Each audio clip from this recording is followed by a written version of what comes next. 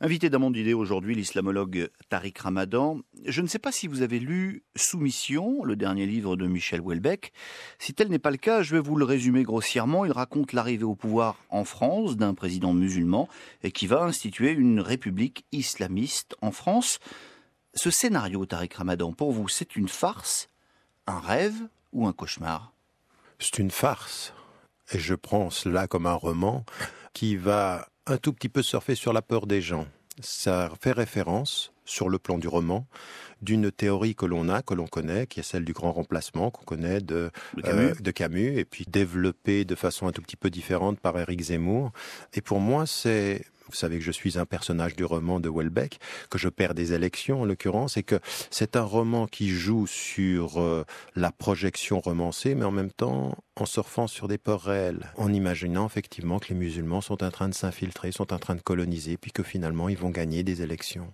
Si je vous pose ces questions, c'est que, alors évidemment, il ne s'agit pas de généraliser, mais il y a quand même un devoir de dire les choses, surtout sur cette antenne. On s'aperçoit que la machine française a intégré s'est grippée, qu'aujourd'hui, un grand nombre de jeunes musulmans n'arrivent pas à trouver leur place dans notre société. Où est le problème pour vous ?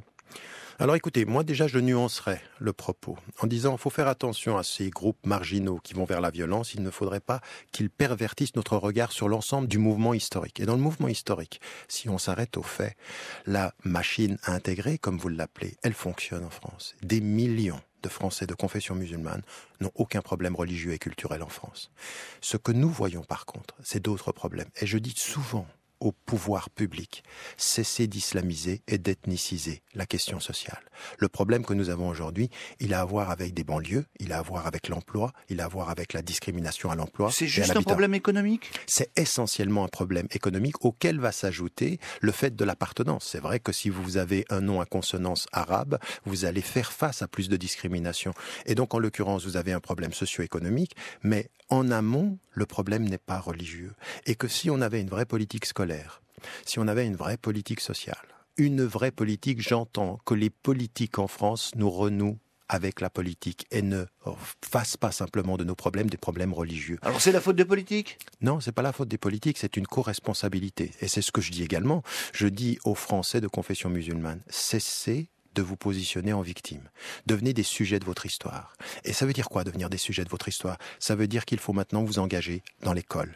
Il faut vous engager dans le domaine social. Il faut être présent en France dans tout le débat qui concerne la France et non pas simplement dans les débats qui concernent l'islam. C'est comme si nous n'avions de voix que pour parler de nous dans la différence. Il faudrait que nous ayons une voix pour parler de nous dans le caractère inclusif qui fonde ce nous en France.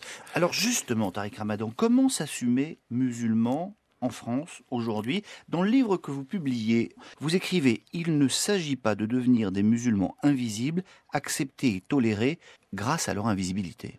Oui, si vous voulez, on a tel problème aujourd'hui. Et vous savez, les mouvements populistes, moi, la peur que j'ai avec le discours du Front National, c'est pas que le Front National monte, c'est que son discours se répande et il se normalise. Et on aimerait que les musulmans deviennent totalement invisibles. Eh bien moi, je pose comme principe que ce que doivent faire les citoyens de confession musulmane, c'est avoir un autre type de visibilité. C'est-à-dire, ne me demandez pas de disparaître pour devenir français, c'est-à-dire de devenir moins musulman pour être plus français. On doit pouvoir être les deux. Et aujourd'hui, des millions de Français de confession musulmane sont les deux.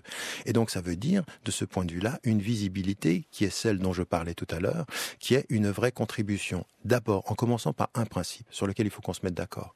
La laïcité française est le cadre que l'on respecte et dans lequel on s'inscrit. Sans discussion. En demandant à l'État de l'appliquer de façon égalitaire pour tous, sans discrimination. Il n'y a pas de hiérarchie dans les racismes, il n'y a pas de hiérarchie dans l'application de la loi laïque. Pour tous, la même chose. Et à partir de ceci, dans ce cadre-là, sur le plan de l'engagement en tant que citoyen, être présent et apporter sa contribution. Il ne faut pas que la contribution des Français de confession musulmane soit uniquement dans le sport ou dans la culture qui fait danser, mais dans la France qui se lève et dans la France qui travaille à construire son unité. C'est cette dimension-là à laquelle j'appelle les Français de confession musulmane. L'islamologue Tariq Ramadan, invité d'un monde d'idées toute la journée sur France Info.